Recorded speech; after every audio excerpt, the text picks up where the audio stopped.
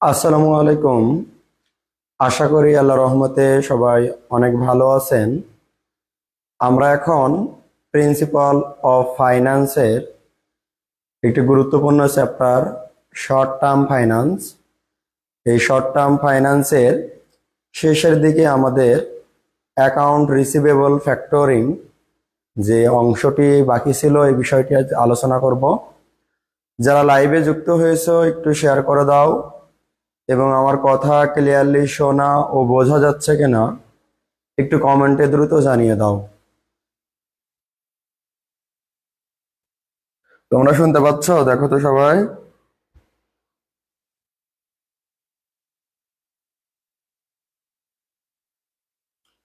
কথা শোনা যাচ্ছে?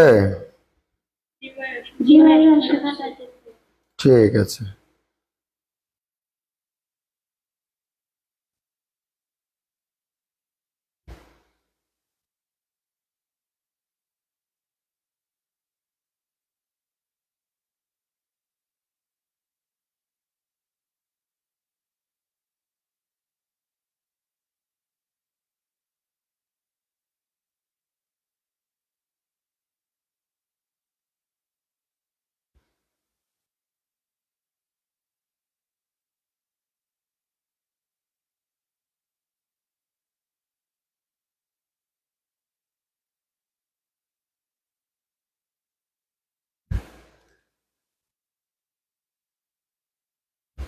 ওকে, তাহলে আমাদের আজকে আলোচ্য বিষয় ছিল cost of account receivable factoring.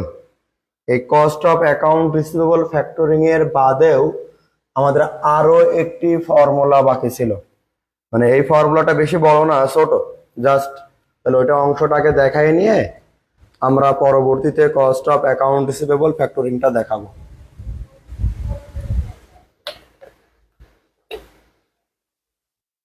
সবাই খাতায় লেখো cost of loan.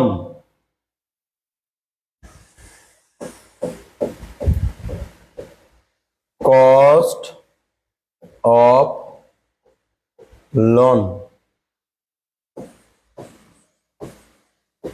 Against account receivable. যদিও এই অংশটা আসে না, তারপরও এই চ্যাপ্টারে আছে, তাই আমরা শেখাবো। আর এর পরবর্তীতে আমরা যে বিষয়টা শেখাবো কি বলেছিলাম বলতো, cost of account receivable factoring. ওই অংশটা অনেক বেশি গুরুত্বপূর্ণ, মানে ওই অংশটা আর এই চ্যাপ্টারের মাঝে না, এই বইয়ের মাঝেই মানে একটু ক্রিটিক্যাল হবে। তার আগে আমরা এই সূত্রটা দেখে নেবো। এই সূত্রটা বেশি কঠিন না, জাস্ট একটা সূত্র মনে রাখলেই হবে। তা এক্ষেত্রে আমাদের আর এপিআর প্রয়োজন নাই। এক্ষেত্রে আমরা কি নির্ণয় করবো বলতো ভাইয়া? ইআইআর। ইআইআর এর পূর্ণরূপ কার মনে আছে বলতো? Effective interest rate. Interest rate. এর সূত্রটা এমন, ওয়ান ডিভাইডেড বাই বড় হাতের আর মাইনাস ওয়ান ডিভাইডেড বাই বড় হাতের এন। তাহলে সূত্রটা কি বলতো ভাইয়া? ওয়ান ডিভাইডেড বাই, দেন আবার one divided by r minus one divided by কি এন। জাস্ট তোমাদের cost of loan against account receivable, এই বিষয়ে যদি কখনো কোশ্চেন থাকে, সাধারণ অবস্থায় থাকে না, যদি থাকে তখন আমরা এই ফর্মুলা দিয়ে করব। তো এখানে আর মানে নমিনাল রেট লেখা থাকবে কোশ্চেনে। কি বলেছি? আর মানে নমিনাল রেট। কোশ্চেনে ডিরেক্টলি বলে দেবে যেটা নমিনাল রেট।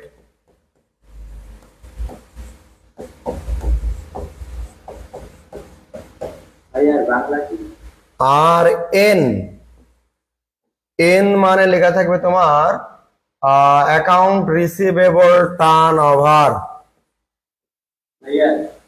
অ্যাকাউন্টস রিসিভেবল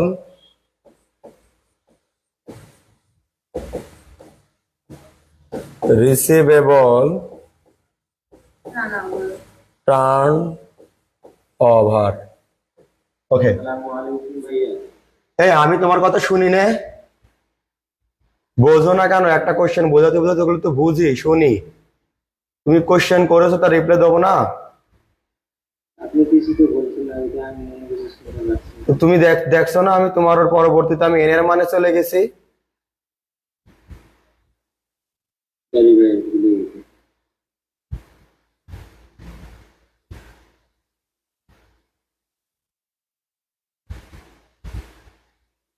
মানে ডাকতে ধরলে ধরেই যায় একসাথে। একটা কোশ্চেন বোঝাচ্ছি, বোঝাই নেই, দেন বোঝাচ্ছি সবকিছু। বারবার বলতেছি যে নমিনাল রেট তোমার ডিরেক্টলি লিখাই থাকবে।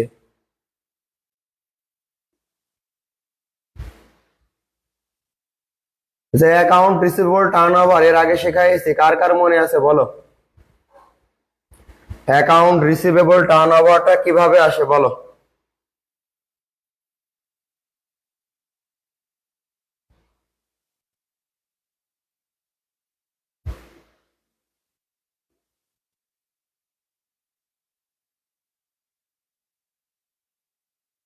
কারো মনে আছে? Account receivable turnover, account receivable turnover বের করতে হলে তোমার লাগবে একটা বছরের টোটাল দিন, অর্থাৎ কত দিন? 360। আমরা বছরের এই অঙ্ক করার সময় 360 দিয়ে শিখাইয়েছিলাম।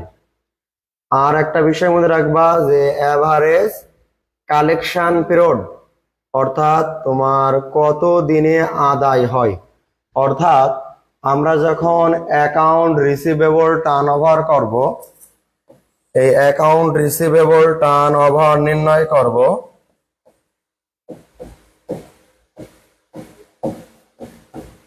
সেক্ষেত্রে আমাদের ফর্মুলা কি আইবে? 365 দিনকে 360 ডিভাইডেড বাই আমাদের অ্যাভারেজ কালেকশন পিরিয়ড, যাকে আমরা সংক্ষেপে কি বলি? এসিপি। অর্থাৎ তোমার এসিপির মান দেওয়া থাকবে কোশ্চেনে, লেখা থাকতে পারে 30 দিন এসিপি বা অ্যাভারেজ কালেকশন পিরিয়ড, অথবা 60 দিন, যাই থাকুক। তুমি 360কে যখন ওই এসিপি দিয়ে ভাগ করবা তখন কি পাবা? Account receivable turnover. আর ওই অ্যাকাউন্ট রিসিভেবল টার্নওভারকে এখানে কি বলা হচ্ছে? এন এর মান। তাহলে এন এর মান ক্লিয়ার কিনা বলো? কোশ্চেনে এন এর মান কিভাবে নির্ণয় করো বুঝতে পেরেছো? ডিরেক্টলি কিন্তু এন এর মান দেওয়া থাকবে না। মেন কথা, সহজ কথায় 360কে ভাগ করবা এসিপি মানে অ্যাভারেজ কালেকশন পিরিয়ড দিয়ে ভাগ করবা। ভাগ করলে যে মানটা পাবা ওই মানটাই কি বলা হয়? এন। হ্যাঁ, ওইটাই তোমাদের এন। আর আর মানে কি বলেছি আমরা? নমিনাল ইন্টারেস্ট রেট বা নমিনাল রেট। এই নমিনাল রেটটা কি, এটা ডিরেক্টলি কোশ্চেনে লেখা থাকবে। এর যদি আমরা মিনিং করি তাহলে আসে যে আমাদের কি আদর্শ সুদের হার যেটা বোঝায়। হ্যাঁ, ওটা এইভাবে বোঝায় যে নমিনাল ইন্টারেস্ট রেট বা কাম্য সুদের হার। আমাদের তো মিনিং এর কোনো প্রয়োজন নাই, আমি ডিরেক্টলি কি বলতেছি, ডিরেক্টলি কোশ্চেনে লিখে দেবে যে নমিনাল রেট এত পার্সেন্ট। তাহলে ওইটাই তোমার কিসের মান হবে? আর এর মান। আর এন এর মান বের করে নেবো 360কে কি দিয়ে ভাগ করে? Average collection period. Average collection period দিয়ে আমরা ভাগ করব, করলে এন এর মান পাবো। যে এভাবে আমাদের ক্যালকুলেশন করতে হবে। তাহলে এই অংশটা আমাদের গুরুত্বপূর্ণ না, মানে কোনো ইম্পর্টেন্ট অঙ্ক না। দেখা গেল 20 বছরের মধ্যে একবারও আসে না। আমার কথা বুঝতে পেরেছো? জাস্ট শিখাইতে হবে, তাই এই অঙ্কটা মনে করো আমরা সূত্রটা শিখাইলাম, এ নিয়ে আমাদের আর কোনো কথা নেই। এখন আমাদের এই চ্যাপ্টার বলতে এই বইয়ের সব থেকে গুরুত্বপূর্ণ এবং কঠিন যে অঙ্কটা, এই অঙ্কটা আমরা শুরু করব। এই অঙ্কের নাম কি বলেছে দেখি, কার মনে আছে? কার মনে আছে বলো? Cost of account receivable factoring. কি বলিস আবার বলো? Account receivable factoring. আমি যেভাবে পর্যায়ক্রমে ধাপগুলো বলবো এই ধাপগুলো এখনই মুখস্থ হয়ে যাবে, মানে আজকের ক্লাসে আমাদের মুখস্থ হয়ে যাবে। কাল থেকে আমরা এই চ্যাপ্টারের প্র্যাকটিস ম্যাথ শুরু করে দেবো, ঠিক আছে? মানে আমরা এই কদিন ধরে যে বিষয়টা আলোচনা করতেছি এই বিষয়টা মূলত কি বেসিক বিষয়। তো এই বেসিক বিষয় শেষ হয়ে গেলে আমরা আমাদের এই চ্যাপ্টারের অঙ্কে চলে যাব। আর অঙ্কটা খুব বেশি কঠিন না, জাস্ট তোমরা যদি মনে রাখতে পারো এই ফর্মুলাগুলো যা শেখালাম তাহলে অঙ্কগুলো তোমরা ইজিলি পারবা। আর আমি তো প্রত্যেকটা অঙ্ক করাই দেবো, সমস্যা নাই। তাহলে আমাদের এই আগের নিয়মের মতো এই অঙ্কেও প্রয়োজন হবে এপিআর। তোমার যদি এপিআর নির্ণয় করতে বলে, এপিআর মানে কি বলতো? Annual percentage rate. কি বলেছে আবার বলো? হ্যাঁ, তো উপরে তোমরা লিখবা নেট অ্যানুয়াল ফ্যাক্টরিং কস্ট। কি লিখবা বলো তো? Net annual factoring cost. Net annual factoring cost divided by net amount of advance. তাহলে আমরা কি বলেছি বলতো ভাইয়া? Net annual factoring cost divided by net amount of advance. Net amount of advance আর কি জানা লাগবে? Net amount of advance into 100। তাহলে এখন তোমাদের এখানে নেট অ্যানুয়াল ফ্যাক্টরিং কস্ট কিভাবে আসে এই তথ্যটি আমাদের জানা লাগবে। আর একটি জানা লাগবে নেট অ্যামাউন্ট অফ অ্যাডভান্স কিভাবে নির্ণয় করতে হয়। আর নির্ণয় করতে হয় নেট অ্যানুয়াল ফ্যাক্টরিং কস্ট। একটা কথা মনে রাখবা, নেট অ্যানুয়াল ফ্যাক্টরিং কস্ট একবারে নির্ণয় করা যায় না। প্রথমে আমাদের নেট পিরিয়ড কস্ট নির্ণয় করতে হয়। কি করতে হয় বলো তো? Net period cost. আর এক বছরে একটুখানি আগে শিখলা না যে কতবার অ্যাকাউন্ট রিসিভেবল টার্ন ওভার হয়, বা এন এর মান অ্যাকাউন্ট রিসিভেবল টার্ন ওভার কতবার হয়, আগের অঙ্কে শেখাইলাম। তো ওই মানের সাথে যখন তুমি গুণ করবা তখন তুমি নেট অ্যানুয়াল ফ্যাক্টরিং কস্ট পাবা। তার মানে আমরা প্রথমে কি নির্ণয় করব? না, নেট পিরিয়ড কস্ট। তারপরে আমরা কি নির্ণয় করব? Net annual factoring cost. তো এই সূত্র আগে মনে রাখতে হবে। তুমি যদি সূত্র মনে রাখতে পারো, ওখানে কিভাবে নির্ণয় করতে হবে ওইগুলো আমি ক্লিয়ার করে দেবো, সমস্যা নাই। এখন আমাদের পরবর্তী যে বিষয় ইফেক্টিভ ইন্টারেস্ট রেট, মানে পরীক্ষায় তোমার এই দুইটা মেনলি চাবে যদি পার্ট সিতে আসে। ইফেক্টিভ ইন্টারেস্ট রেটের এর ফর্মুলাটা আবার এমন, আমরা আগে থেকেই জানি 1 plus r to the power n divided -1 into কত? 100। তাহলে এই সূত্র কিন্তু আগের মতো আছে, তবে এখানে লক্ষ্য করো আর আর এন এর মান লেখার জন্য আমাদের কি দুইটা পার্ট আছে? লক্ষ্য করো তো, দেখো ভাইয়া দুইটা পার্ট আছে, উপরে এপিআর এ নাই। তার মানে এখানে আমাদের নতুন করে তোমাদের এর ফর্মুলাটা মনে রাখতে হবে। প্রথমে কি আছে বলো তো ভাইয়া? আর। এই আর মানে সেই আগের অংশ, নেট পিরিয়ড কস্ট। কি বলিস আবার বলো? মানে একটা নির্দিষ্ট সময়ে কি পরিমাণ ব্যয় হবে। হতে পারে সে নির্দিষ্ট সময় 60 দিনের, 30 দিনের, 90 দিনের, মানে কোশ্চেন এটা বলা থাকবে। তো নেট পিরিয়ড কস্ট কে তুমি ভাগ করবা একই অংশ দিয়ে, net amount of advance. Net amount of advance যদি ভাগ করো তো তুমি কি পাবা আবারও বলো? আর এর মান। আর এন এর মান বের করা মানে এর মানে কি লিখে দিয়েছিলাম? অ্যাকাউন্ট রিসিভেবল টার্ন ওভার। তাহলে অ্যাকাউন্ট রিসিভেবল টার্ন ওভার এবার সূত্র কি ছিল? 360 divided by average collection period. তার মানে এন মানে আমরা ডিরেক্টলি এই কথাটাও লিখতে পারি 360 ডিভাইডেড বাই এসিপি। তাহলে আর এর মানও জানলা, এন এর মানও জানলা, তাহলে এই অঙ্ক ই আই আর করতে পারবো না তখন? জি ভাইয়া বলো। এমনি তো এমনি ডিরেক্ট এটাও লিখে দিতে পারি না, অ্যাকাউন্ট রিসিভেবল টার্নওভার। হ্যাঁ, ওই অ্যাকাউন্ট রিসিভেবল টার্ন ওভারের সূত্রই তো আবার ওই 360 ডিভাইডেড বাই এসিপি। বুঝতে পেরেছো? ওকে। আর তুমি যদি মনে করো আগে থেকে অ্যাকাউন্ট রিসিভেবল টার্ন ওভার নির্ণয় করা আছে বা কোশ্চেনে সরাসরি বলা আছে, তখন তো আর এই সূত্র লেখার দরকার নাই। তুমি তখন ডিরেক্টলি লিখে দিবে অ্যাকাউন্ট রিসিভেবল টার্ন ওভার।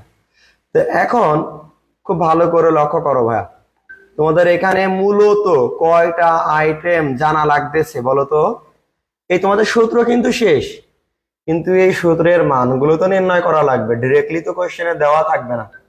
যদি দেওয়া থাকতো তাহলে তো আমাদের কোনো সমস্যা ছিল না, আমরা সহজেই কি এই অঙ্ক করতে পারতাম। কিন্তু এই তথ্য তো দেওয়া থাকবে না, তোমাকে এই তথ্যগুলো কি করতে হবে? নির্ণয় করতে হবে। এখানে দেখো তো কয়টা তথ্য তোমার নির্ণয় করা লাগতেছে? কয়টা ভাইয়া? 5টা না? দেখো এখানে মেন যে পয়েন্ট, এটা কি নিট অ্যামাউন্ট অফ অ্যাডভান্স, এটা মেন 1 নাম্বার ধাপ।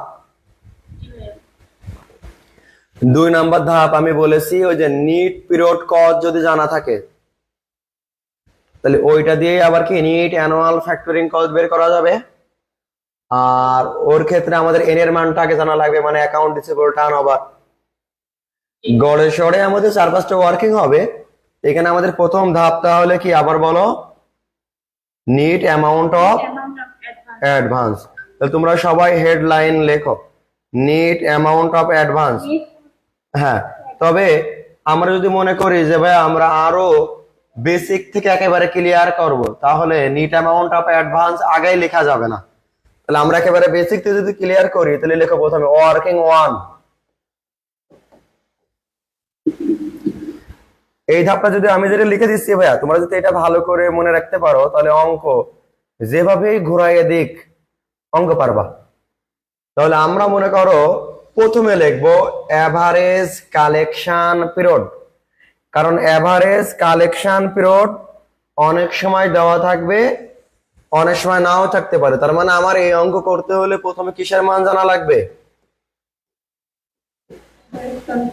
এভারেজ কালেকশন পিরিয়ড মানে এসিপি।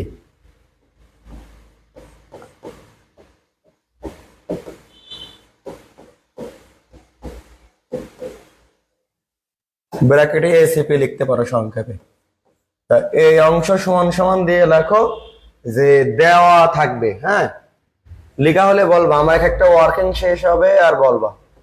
তাহলে এভারেজ কালেকশন পিরিয়ড এর বাংলা অর্থ কি? কালেকশন মানে কি? সংগ্রহ, গড় সংগ্রহ সময়, তাই না?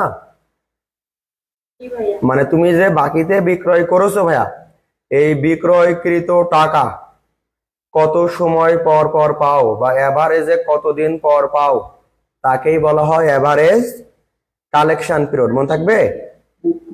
ওকে।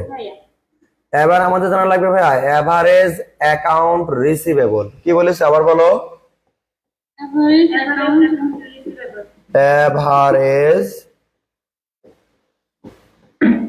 Account receivable.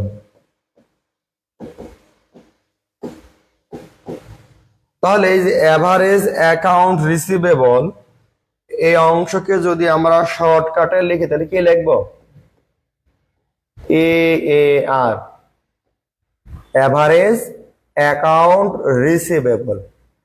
তো এক্ষেত্রে আমাদের মূলত তোমার এই তথ্য যদি একেবারে অ্যাকুরেট ভাবে বের করা লাগে তাহলে তোমার সেলসের পরিমাণ জানা লাগবে। কি জানা লাগবে আবার বলো?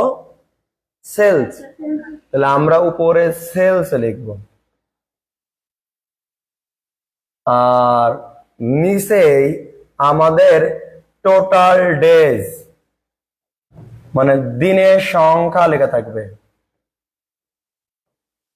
আর এখানে আমাদের লাগবে এসিপি, এভারেজ কালেকশন পিরিয়ড, মানে সেলসটা কত দিনের দেওয়া আছে খুব ভালো করে বোঝো। যদি 1 মাসের দেওয়া থাকে তাহলে এখানে টোটাল ডেজ কত হবে 30।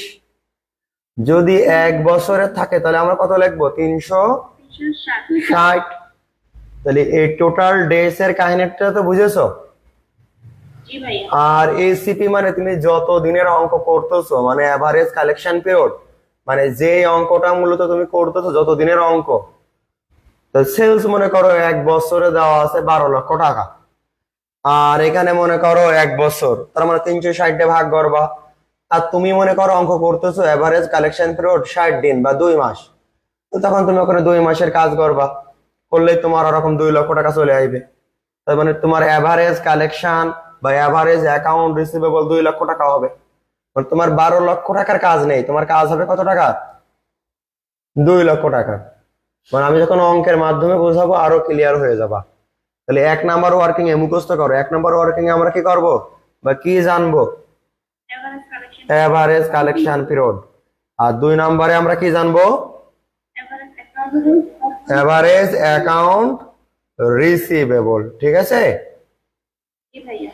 এরপরেই জানবো আমরা 3 number average account receivable turnover, বা এভারেজ দরকার নেই, অ্যাকাউন্ট রিসিভেবল টার্নওভার ওয়ার্কিং 3। এই সকল তথ্য যদি আমরা আগে থেকে জেনে নিই তাহলে অঙ্ক সহজ হবে। অ্যাকাউন্ট রিসিভেবল টার্নওভার, এটা আগেই শেখা গেছে তোমাদেরকে।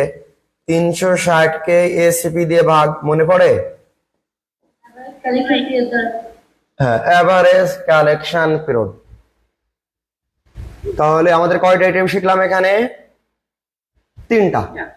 এখন ওয়ার্কিং 4 ভালো করে বোঝে, ওয়ার্কিং 4 করলেও হবে না করলেও হবে, তবে ওয়ার্কিং 4টা করলে তোমার ক্যালকুলেশনটা সহজ হয়ে যাবে। এর নাম হচ্ছে পিরিয়ডিক ইন্টারেস্ট রেট। পিরিয়ডিক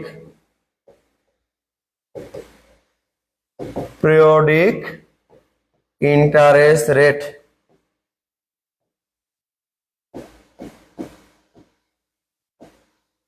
যাকে সংক্ষেপে আমরা পিআইআর বলতে পারি। তো এক্ষেত্রে মনে রাখবা ইন্টারেস্ট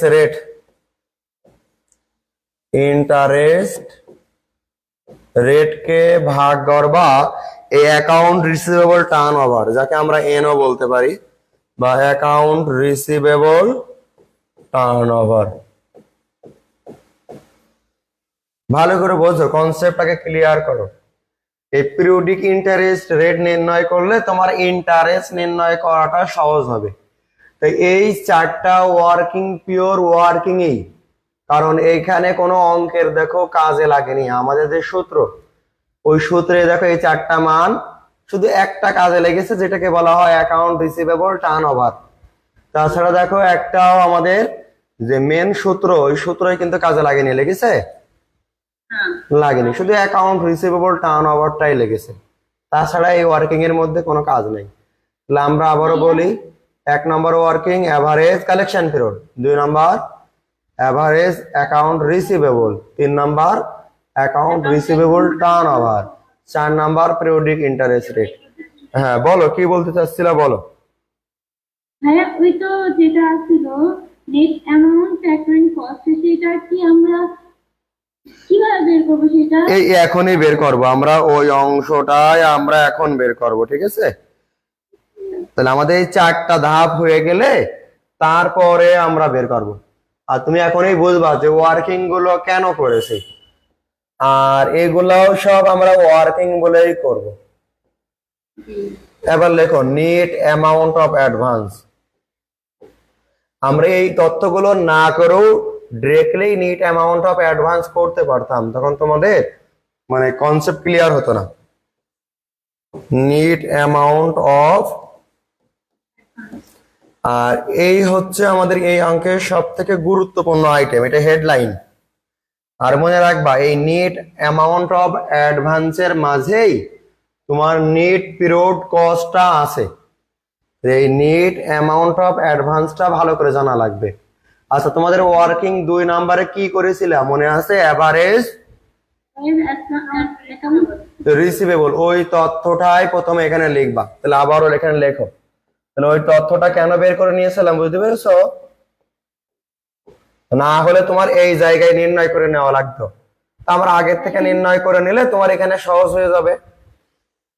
জানি অ্যাকাউন্ট রিসিভেবল দিতে হবে কি, মানে অ্যাভারেজ না দিলে হবে কি?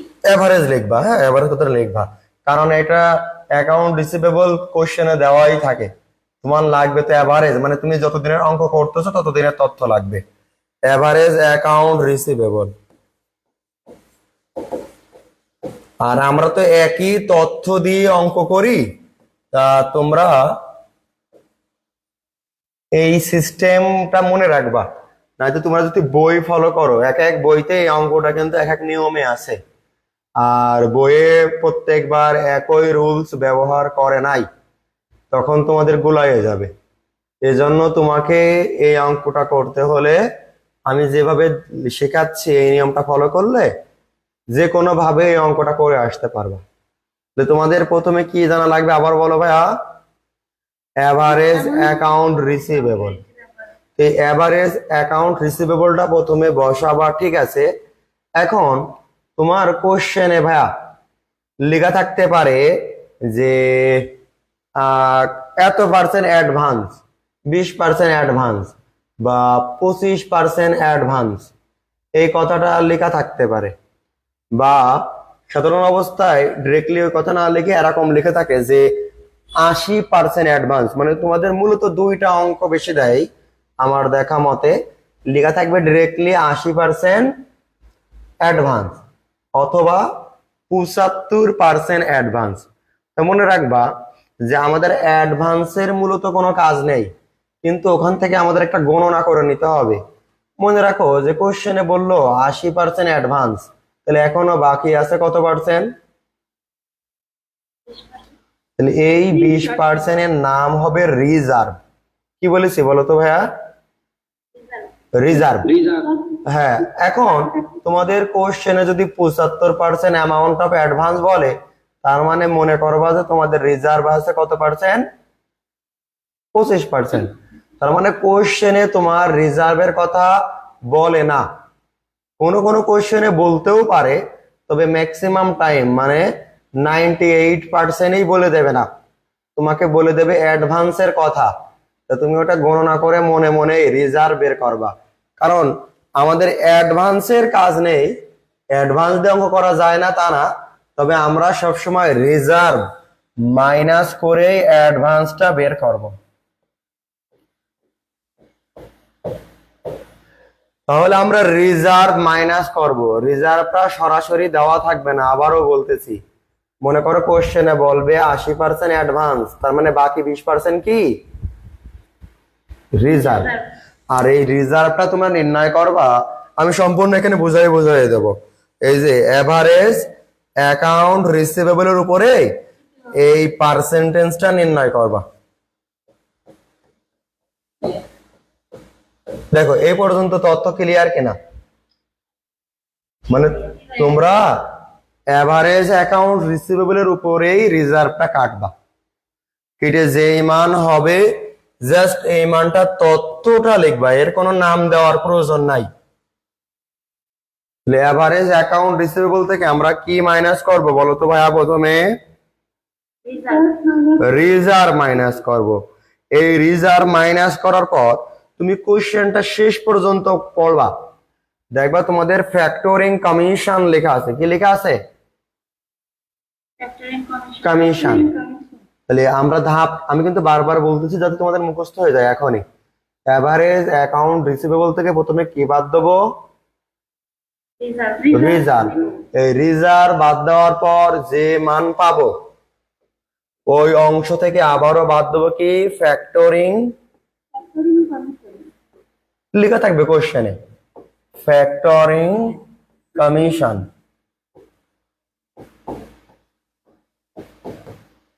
এই ফ্যাক্টরিং কমিশনটাও মনে রাখবো এভারেজ অ্যাকাউন্ট রিসিভেবলের উপরেই নির্ণয় করতে হবে।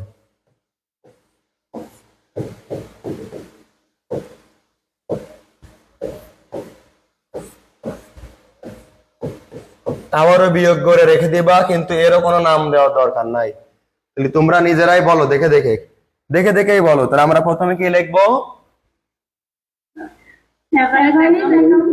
রিসিভেবল। ভাইয়া ওর থেকে কি বাদ দেবো? রিজার্ভ। এই রিজার্ভ বাদ দিয়ে যে তথ্য থাকবে ওই তথ্য থেকে কি বাদ দেবো আমরা? Factoring commission. এরপর আমরা বাদ দেব ইন্টারেস্ট। কি বাদ দেবো বলো তো ভাইয়া? ইন্টারেস্ট। বলো ভাইয়া। এইটা কি ওই যে ফার্স্ট ইয়ারে হচ্ছে আপনার ইনকাম স্টেটমেন্টের মতো হবে ওয়ার্কিং টাইপটা? ইনকাম স্টেটমেন্ট না, জাস্ট ওয়ার্কিং করবা, কোনো ঘর টর করা লাগবে না ভাইয়া। তো ঠিক আছে। আচ্ছা, তোমাদের এই যে যা যা তথ্য থাকতে পারে সব দিয়ে দিচ্ছি, এর বাইরে আর কোনো তথ্য আইবে না। তো এখন এই যে ভাইয়া আমরা যে 4 নাম্বার ওয়ার্কিং করেছিলাম যে পিরিয়ডিক ইন্টারেস্ট রেট, মনে করো ইন্টারেস্ট রেট 12% আছে। কত পার্সেন্ট আছে ভাইয়া? 12%। আর ওই অ্যাকাউন্ট রিসিভেবল টার্ন ওভার মনে করো 6 টাইম হয়েছে মনে করো। তাহলে আমি যে পিরিয়ডিক ইন্টারেস্ট রেট নির্ণয় করতে বলেছিলাম যে ইন্টারেস্ট কে অ্যাকাউন্ট রিসিভেবল টার্ন ওভার দিয়ে ভাগ, তাহলে 12% কে যদি তুমি ওই 6 দিয়ে ভাগ করো তাহলে কত পার্সেন্ট হয়? 2%। এই যে আমাদের 2% হলো পিরিয়ডিক ইন্টারেস্ট রেট, তাহলে এই 2% যদি আমরা সরাসরি কাটি, এখানে আর ওই 360 দিয়ে ভাগ, কত দিনের অঙ্ক করতেছো, কত দিন দিয়ে গুণ, এইগুলো তখন আর ভাবা লাগবে না, ডিরেক্টলি 2% করলেই হবে। আর তোমার যদি মনে হয় যে ভাইয়া আমি এই 4 নাম্বার ওয়ার্কিংটা করবো না পিরিয়ডিক ইন্টারেস্ট রেট, তখন তোমাকে আবার কি করতে হবে? এই ইন্টারেস্ট রেট নির্ণয়ের সময় তখন আর 2% করা যাবে না, তখন কত পার্সেন্ট করতে হবে? 12%। কত পার্সেন্ট করতে হবে? 12% করে 360 দিয়ে ভাগ, আর কত দিনের অঙ্ক করতেছো তাই দিয়ে গুণ। এটাও সহজ, এটা কঠিন না, এভাবে করলেও হবে। মানে 12% করবা, করার পরে 360 দিয়ে ভাগ, আর যত দিনের অঙ্ক তত দিন দিয়ে গুণ, তাহলে ইন্টারেস্ট সেম আইবে।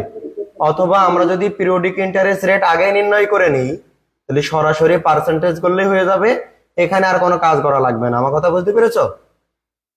জি ভাইয়া। আর আমি যখন অঙ্ক করাবো আরো ডিটেলস বুঝাই দিবানি সকল তথ্য দিয়ে। এখানে একটু বুঝিয়ে দেন তো। বলো। ইন্টারেস্ট রেটটা কিভাবে করব? আচ্ছা, ইন্টারেস্ট রেটটা কার উপরে কাটবো তাই? হ্যাঁ, আমি ওটা তো বুঝাই দেবো, আমার তো এখনো শেষ হয়নি বুঝানো। এখন তোমরা মনে রাখবা, সহজ কথা, এমনি অঙ্কের মাধ্যমে বুঝালে বেশি সহজ। এই লাস্টে যে তথ্যটা পেয়েছো এই তথ্যের উপরে ডিরেক্টলি পার্সেন্টেজ। এখন মনে রাখার উপায়, তোমরা প্রথমে কি শিখছিলা? Average account receivable. এই অঙ্ক থেকে আমরা কি মাইনাস করেছিলাম? রিজার্ভ। তারপরে মাইনাস করেছিলাম কি? Factoring commission. অর্থাৎ এই দুটো তথ্য বিয়োগ করার পর যে তথ্য তার উপরে পার্সেন্টেজ কাটবো, মনে থাকবে না? পার্সেন্টেজটা কি দেওয়া থাকবে ভাইয়া? ওই যে বললাম, যদি 12% থাকে তাহলে তুমি ওই যে টার্ন ওভার দিয়ে ভাগ করে 2% বানায় নিবা, তাহলে তোমার জন্য সহজ হবে। পার্সেন্টেজ তো একটা দেওয়া থাকবেই, মানে একটা ইন্টারেস্ট পার্সেন্ট তো দেওয়া থাকবেই, না হলে তো নির্ণয় করা যাবে না। তাহলে এই যে আমরা তথ্য পাইলাম, এই তথ্য পর্যন্ত আমাদের মূলত শেষ। এই যে তথ্য পাইলাম এর নামই হচ্ছে নেট অ্যামাউন্ট অফ অ্যাডভান্স। তার মানে সহজ কথা, কিন্তু ইন্টারেস্টটা কাটবা এই তথ্যের উপরে, না বোঝনি? জি ভাইয়া। কিন্তু আমাদের এটা বোঝানোর জন্য তোমাকে বললাম যে account receive average account receivable থেকে প্রথমে রিজার্ভ বাদ, তারপরে ফ্যাক্টরি কমিশন মানে বাদ দিয়ে যে মানটা পেয়েছো ওই মানটার উপরেই মূলত ইন্টারেস্ট কাটতে হয়। আচ্ছা, আমি তোমাদের বলেছিলাম যে নেট অ্যামাউন্ট অফ অ্যাডভান্স যদি জানো তাহলে তোমাদের নেট পিরিয়ড কস্ট বের করতে কোনো সমস্যা নাই। আচ্ছা, পরীক্ষায় মনে করো তোমার এভারেজ কি এপিআর কি নির্ণয় করতে বলেনি বা ইআইআর নির্ণয় করতে বলেনি, শুধু যদি এই নিট অ্যামাউন্ট অফ অ্যাডভান্স নির্ণয় করতে বলে, পারবা না এখন? মানে জি ভাইয়া। কোশ্চেনে চাইতে পারে নিট অ্যামাউন্ট অফ অ্যাডভান্স নির্ণয় করো, তাহলে শুধু এই যে 5 নাম্বার ওয়ার্কিং যা করেছি এটা করবা, আর এইটা করতে সাইডে যা যা বের করার দরকার বের করে নিবা। বুঝতে পেরেছো? জি ভাইয়া। এখন ওয়ার্কিং 6, যদি কোশ্চেনে তোমাকে যদি শুধু নিট পিরিয়ডিক কস্ট চাই বা নিট পিরিয়ড কস্ট চাই, তারপরেও কিন্তু এই আগের ধাপগুলো করা লাগবে না, বোঝনি? কারণ এই নিট পিরিয়ড কস্টটাই মূলত এই অ্যামাউন্ট অফ অ্যাডভান্সের মধ্যে আসে। নিট পিরিয়ড কস্ট চাইলেও আমাদের এই পূর্বের ধাপগুলোও করা লাগবে। মানে এখানে যে কোনো কোশ্চেন করতেই পারে, কারণ এটা 4 নম্বরে একটা কোশ্চেন করে দিল যে নিট অ্যামাউন্ট অফ অ্যাডভান্স বের করো, বা বললো যে নিট পিরিয়ড কস্ট বের করো, তখন তোমাকে এই পর্যন্তই করতে হবে। তখন এপিআর অথবা কি বের করা লাগবে না, ওই ইআইআর করা লাগবে না। তোমাদের কোশ্চেনটা অনুসারে করবা যে কি নির্ণয় করতে বলেছে। তো এখন এই নিট পিরিয়ড কস্টের মাঝে তোমরা এখানে দেখে দেখে বলো তো ভাইয়া, কোন দুইটাকে তোমাদের ব্যয় মনে হচ্ছে বা কোন গুলাকে ব্যয় মনে হচ্ছে? ভাইয়া রিজার্ভ আর ফ্যাক্টরিং কমিশন। রিজার্ভ আর ফ্যাক্টরি কমিশন। রিজার্ভ কেন ব্যয় ব্যাখ্যা করো, রিজার্ভটা কেন ব্যয় এটা ব্যাখ্যা করে বলো আমাকে।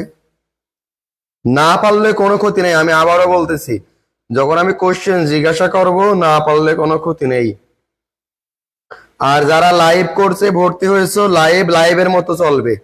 তোমার কোন অধ্যায়ে কোন অঙ্ক আছে না আছে অত দেখার আমার সময় নেই, আমি শেখাবো আমার মতো করে গোছায়ে আস্তে আস্তে। আর রেকর্ড কোর্স গোছায়ে চ্যাপ্টার বাই চ্যাপ্টার দিয়ে দিয়েছি, যারা ভর্তি হয়েছো যারা পাও নাই পেয়ে যাবা, আমি অ্যাড করে দেবো ওয়েবসাইটে। তুমি কোন ডিপার্টমেন্টে পড়ো লাইভ ওই হিসাবে আমি করাই না, যে তুমি অ্যাকাউন্টিং এ পড়ো না ফাইন্যান্সে পড়ো না ম্যানেজমেন্টে, বারবার থেকে হোয়াটসঅ্যাপে জিজ্ঞাসা করবা, ওইসব চলবে না। তোমার ডিপার্টমেন্ট ভিত্তিক যদি কোর্স নিতে হয় তোমাকে রেকর্ড কোর্সেও থাকা লাগবে। ওই রেকর্ড কোর্সে তুমি গোছায়ে চ্যাপ্টারের নামে নামে পাবা। আর আমি লাইভে ডিটেলস বলে দিচ্ছি, কারণ এই শর্ট টার্মের অনেকগুলো নাম আছে, কিন্তু যেটা কমন নাম আমি ওই নামে ডাকবো। এমন না যে তোমার ওই নাম প্রত্যেকটা নাম আমাকে উপরে ওয়েবসাইটে আবার মার্ক করে লিখে লিখে দিতে হবে। তোমরা তোমাদের মতো লাইভ করবা, এই লাইভ ক্লাসটা লাইভের মতো করবা। জাস্ট আমি তো বোঝাই দিচ্ছি যে যেহেতু করাচ্ছি তাহলে তোমাদের অবশ্যই আছে এগুলো সিলেবাসে।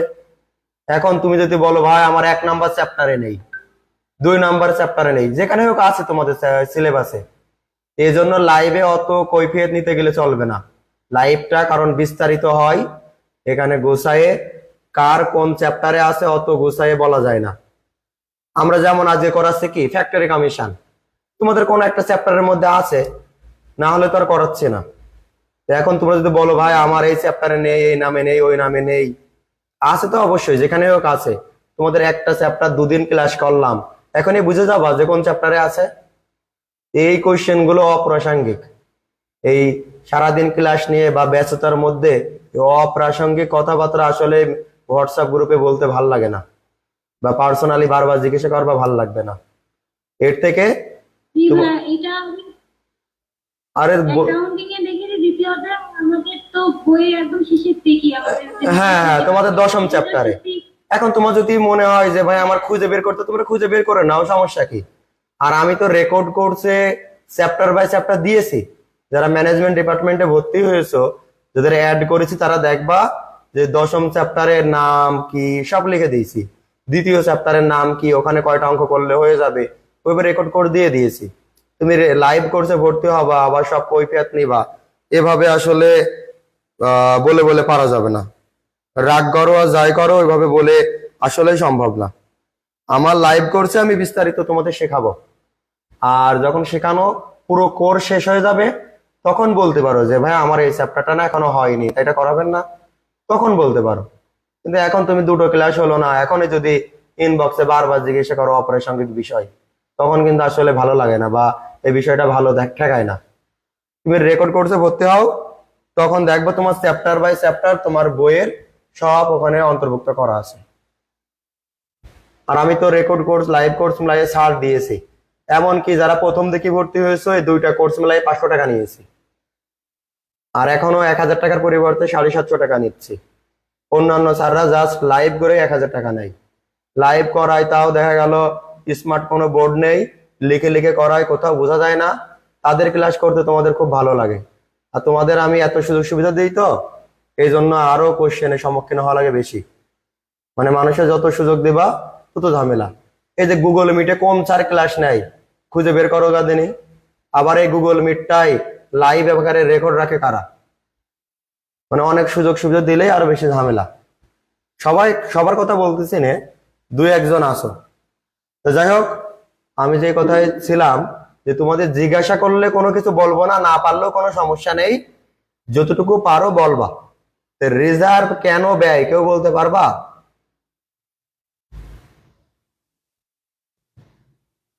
রিজার্ভের অর্থ কি? সঞ্চিতি, সঞ্চয় করা। সঞ্চয় করা কি কোনো ব্যয় হতে পারে? না ভাইয়া। ব্যয় না। তাহলে এই যে ফ্যাক্টরি কমিশন, একটা ব্যয় আর একটা কি ব্যয় আছে? Interest rate. Interest, yes. তাহলে এই নিট পিরিয়ড কস্টের মাঝে এই দুটো লিখবা, দেখে দেখে লিখবা। কি আছে বলো আবার? Factoring commission, commission. Okay, factoring commission. আর একটা কি আছে বলো তো? ইন্টারেস্ট। যেন আবার ইন্টারেস্ট রেট লিখো না, তুমি লিখতে পারো যে পিরিয়ডিক ইন্টারেস্ট, এই কথা লিখতে পারো চাইলে। হ্যাঁ, পিরিয়ডিক ইন্টারেস্ট এটা তো লেখা যায়। হ্যাঁ, পিরিয়ডিক ইন্টারেস্ট চাইলে লিখতে পারবা। তাহলে এই যে তথ্য আমরা লিখলাম, এই যে তাহলে ফ্যাক্টরি কমিশনও লিখলাম, নিট পিরিয়ড কস্টও লিখলাম, লিখে এই দুইটা যোগ করবা ভাইয়া। এই যোগ করার পর এর থেকে লেস করবা, লেস। এই লেসটা আবার হেডলাইন আকারে, মানে তোমার লেস হতে পারে দুই ধরনের। কয় ধরনের বলো তো ভাইয়া? দুই ধরনের। দুই ধরনের। একটা হবে ব্যাড ডেট এক্সপেন্স। কি বলিস আবার বলো? Bad date expense. তোমরা তোমাদের ধারণা থেকে বলো তো ভাইয়া, আমরা এই ব্যাড ডেট এক্সপেন্সটা কার উপরে নির্ণয় করতে পারি? ব্যাড ডেট এক্সপেন্স তোমার ধারণা থেকে বলো। Account receivable. অবশ্যই, কারণ এই ব্যাড ডেটটা হয় কার উপরে? Account receivable. হ্যাঁ, এভাবে নিজের কনফিডেন্স লেভেল থেকে বলবা ভাইয়া। যখন তোমার কনফিডেন্স লেভেল থেকে বলবা অবশ্যই 100% সঠিক হবে। বুঝতে পেরেছ? তুমি যখন যে কোনো কাজ করার সময় নিজের কনফিডেন্স থেকে কাজ করবা, দেখবা সেই কাজ সফলতা হওয়ার সম্ভাবনা 95% হয়ে যাবে। যে কোনো কাজ, যে আমি পারবান কি পারবান না এত কিছু না রেখে নিজের বিশ্বাসের সাথে ওই কাজটা করে যাবা। মনে করবা যে ভুল ব্যাখ্যা দিচ্ছ কোনো একটা বিষয়ে বা ভুল কাজ করতেছো, তো কনফিডেন্সের সাথে করবা, তাও দেখবো এটা মানুষ তোমার সঠিক মনে করবে। বুঝতে পেরেছো? আর কাজগুলা মানে গুছাইয়ে উঠবে। তাহলে এই একটা তথ্য গেল। আর একটা আছে আমাদের অ্যাডমিনিস্ট্রেটিভ এক্সপেন্স। অনেক সময় মনে করো তুমি 2 মাসের অঙ্ক করতেছো, কিন্তু কোশ্চেনে দেওয়া আছে অ্যাডমিনিস্ট্রেটিভ এক্সপেন্স পার মান্থ 1000। তখন তুমি বুঝে বুঝে 2 মাস গুণ করে 2000 টাকা লিখে দিবা, না বোঝনি? জি ভাইয়া। অ্যাডমিনিস্ট্রেটিভ এক্সপেন্স মানে প্রশাসনিক ব্যয়। Administrative expense. তাহলে এই দুইটা ব্যয় আগে যোগ করে নিবা, যোগ করে এই তথ্য থেকে বিয়োগ করবা। বিয়োগ করলে তোমার নেট পিরিয়ড কস্ট হয়ে যাবে। বলো ভাইয়া।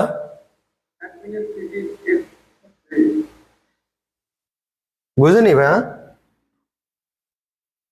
অ্যাডমিনিস্ট্রেটিভ এক্সপেন্সের কিভাবে বের করবো? ওটা দেওয়া থাকবে, তোমার লেখা থাকতে পারে 1 মাস, কিন্তু যদি তুমি অঙ্ক করো 2 মাস তখন 2 দিয়ে গুণ করে নেবা। যদি 3 মাস থাকে 3 দিয়ে গুণ করে নেবা। আর যদি তুমি 2 মাসের অঙ্কই করতেছো মনে করো ভাইয়া, আর তথ্য 2 মাসেরই দেওয়া আছে, তখন তার কিছু বের করে নেওয়া লাগবে না, মানে এই তথ্য দেওয়া থাকবে। বুঝতে পেরেছো?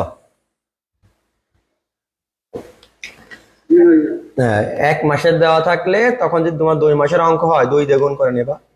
আর যে 2 মাসেই দেওয়া থাকে তাহলে তার কিছু করে নেওয়া লাগবে না। তাহলে আমাদের ওয়ার্কিং মেন যে কাজ নিট পিরিয়ডিক কস্ট বের হয়েছে।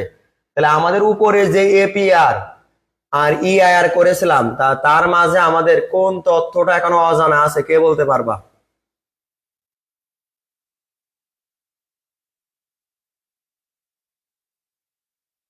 Net annual factoring cost. হ্যাঁ, আমি বলেছিলাম যে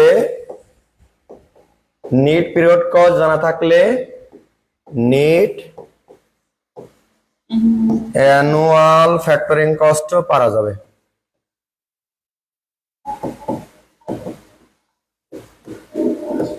এর ফর্মুলা ওই নেট পিরিয়ড কস্ট কে ক্যাপ্টেন কমিশন নেট পিরিয়ড কস্ট কে গুণ করবা অ্যাকাউন্ট রিসিভেবল টার্নওভার দিয়ে, ঠিক আছে? অ্যাকাউন্ট রিসিভেবল টার্নওভার আগে নির্ণয় করে নিয়েছিলাম, মনে আছে? হ্যাঁ হ্যাঁ আর অ্যাকাউন্ট রিসিভেবল টার্নওভার মানেই এন এর মান, মনে আছে? হ্যাঁ ওকে, তাহলে তোমাদের এখানে আরো জানা কোনো তথ্য নেই।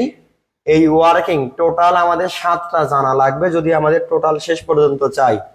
এখন তোমাকে শুধু এই নিট অ্যানুয়াল ফ্যাক্টরিং কস্ট যদি নির্ণয় করতে বলে তো তোমার এই উপরে 7টা ধাপই করা লাগবে না লাগবে না? আচ্ছা ভাইয়া অবশ্যই লাগবে।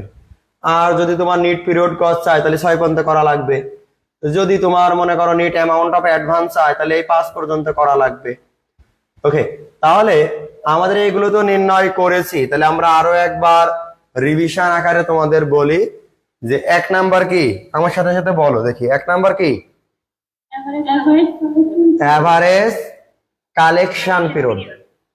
এর কোনো কাজ নেই, জাস্ট আমাদের অন্য জায়গায় লাগবে এসিপি, তাই লিখে রাখবো না, বোঝনি? আচ্ছা, 2 নাম্বারে কি? Average account receivable. Fine. Average account receivable সাধারণ অবস্থায় দেওয়াও থাকতে পারে নাও থাকতে পারে। যদি আমরা যেই কয় মাসের অঙ্ক করতেছি সেই কয় মাসেরই তথ্য থাকে তাহলে আমার আর নির্ণয় করা লাগবে না, ওই শুধু টাকাটা লিখে রাখবা। বুঝতে পেরেছো? আর যদি নির্ণয় করা লাগে তাহলে আমরা শিখাইছি উপরে সেলস আর নিচেই টোটাল ডেজ গুণ এসিপি মানে অ্যাভারেজ কালেকশন পিরিয়ড।